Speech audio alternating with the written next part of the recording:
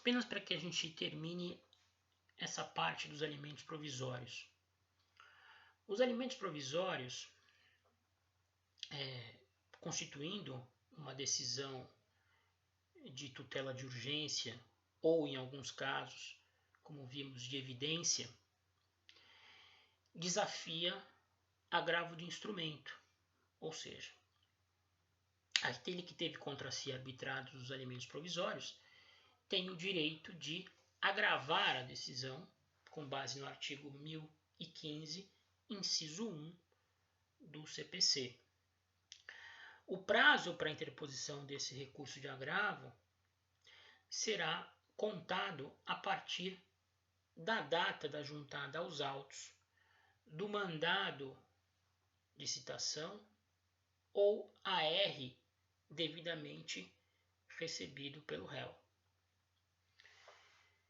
A citação na ação de alimentos, ela pode se dar tanto, ela tem que ser pessoal, não pode ser feita na pessoa de advogado, e ela pode se dar tanto através da via postal, mediante a carta com aviso de recebimento, ou mandado de citação para cumprimento por oficial de justiça. O sujeito vai tomar conhecimento dos alimentos provisórios quando receber a citação para ação.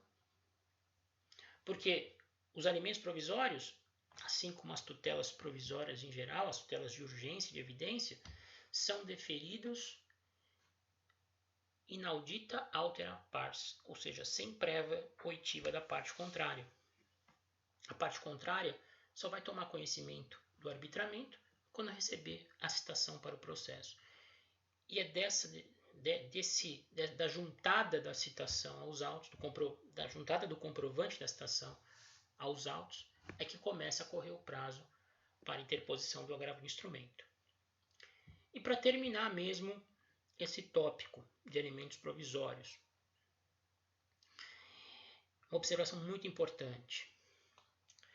No recurso especial 933-355 de São Paulo, que foi julgado em 25 de março de 2008, o Superior Tribunal de Justiça fixou a orientação de que os alimentos entre os cônjuges, e aí evidentemente isso se estende aos companheiros, independentemente da ação, da relação matrimonial ou de união estável for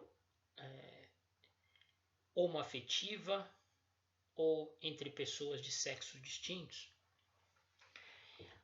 os alimentos entre cônjuges ou companheiros possuem caráter excepcional. Ou seja, não há em favor do cônjuge ou companheiro, independentemente do tipo de relação, a presunção de necessidade ao recebimento dos alimentos que existe quando nós estamos falando de filhos, quando nós estamos falando de relação de parentesco. Lembrando, cônjuge, companheiro não são parentes, né? Lembrem-se disso. Ou seja, exige-se para a fixação de alimentos provisórios, nesses casos, que o cônjuge ou companheiro provem efetivamente a sua necessidade, né? Entendeu-se nesse julgado paradigma que inaugurou a orientação de que os alimentos não podem ter caráter parasitário, ou seja, eles não devem servir de estímulo para que o cônjuge ou companheiro, o ex-cônjuge ou ex-companheiro, pura e simplesmente deixe de produzir, deixe de trabalhar, deixe de ser uma pessoa economicamente ativa na sociedade, né? Principalmente entre pessoas mais jovens, entre ex-cônjuges e ex-companheiros mais jovens, a jurisprudência hoje é muito restritiva em relação à concessão de alimentos, porque presume que essas pessoas têm capacidade produtiva. Se o cônjuge ou companheiro já trabalhavam no momento em que o casal ainda vivia junto, aí é mais difícil ainda conseguir a fixação de alimentos provisórios, né? Porque o estímulo, a orientação é de que as pessoas devem produzir. Não se pode estimular com os alimentos a inatividade.